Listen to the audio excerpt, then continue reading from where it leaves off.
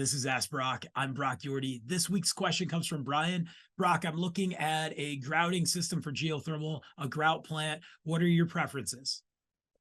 Okay, it's all dependent on what we're going to be pumping.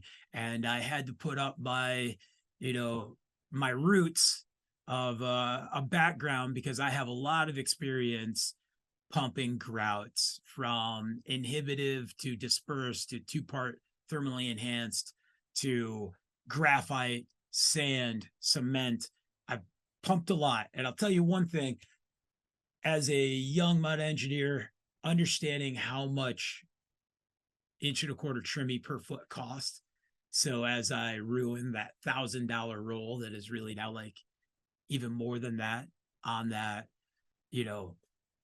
grouter reel, that's what it comes down to. So yes, if I'm pumping thermally enhanced grouts and not just some sort of granular or dispersed, I want a dual action piston grouter. I like the ones that are built in Iowa. Give a shout out to those great people that have been building a good system for a long time.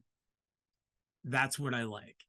But we really need to understand what type of grouts we're going to be pumping. So if it's a two-part granular grout with an inhibitor in there, so you're using a PHPA polymer and then you're using a granular. So I'm mixing up that 24 gallons of water for that 20% solids, and I'm adding a liquid PHPA or a beaded PHPA, and I'm letting that mix in, and then I'm adding that granular bentonite.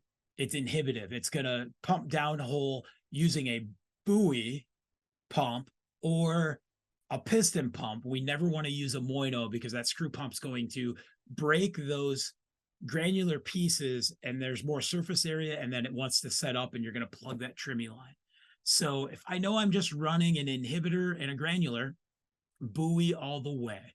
Now, if I'm going to be pumping deep, 400 or 500 feet, again, that dual action piston grouter is giving me that constant speed, that constant pressure, good displacement.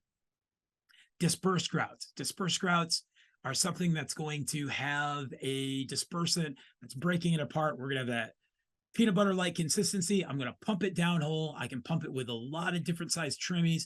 I can use a lot of different pumps. It's easy. Both inhibitive, straight granular, and dispersed have a low thermal conductivity value of somewhere 0.43, 0.45. So now we get into thermally enhanced.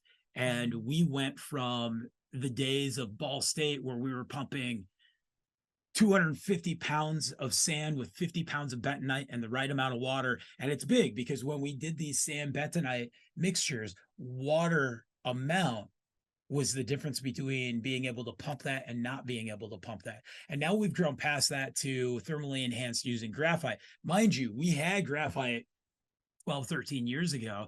It was just priced wrong and sourced wrong. And that's a big piece of it. So my graphite and, bentonite mixtures, again, water quality, big thing. That's going to help with that thermal conductivity value. Quality and quantity is key. And then it's how much graphite to bentonite ratio. And then we go into cement at 94 pounds of cement and how much graphite to, again, get that thermal conductivity value we need. And at this point, dual action piston grouter is the way to go.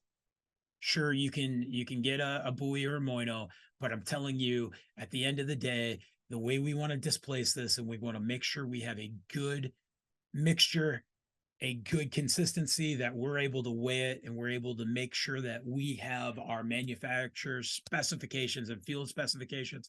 That's what it's going to take. I know this is a long ass Brock, but there's a lot of things that need to be discussed in this.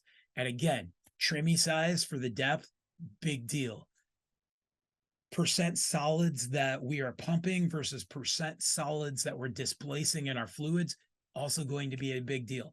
Fracture zones. Am I pumping something that is going to be, 31% solids, or am I pumping something that's 50% solids so that I'm able to get into those fracture zones? Because at the end of the day, the thermal conductivity value is very important in our placement, but those grouts are there to meet or exceed the sealing capability of the ground, as we punch that hole into Mother Nature, we took the filter away, and we have to fill that back into the state regulations. And that's the big piece.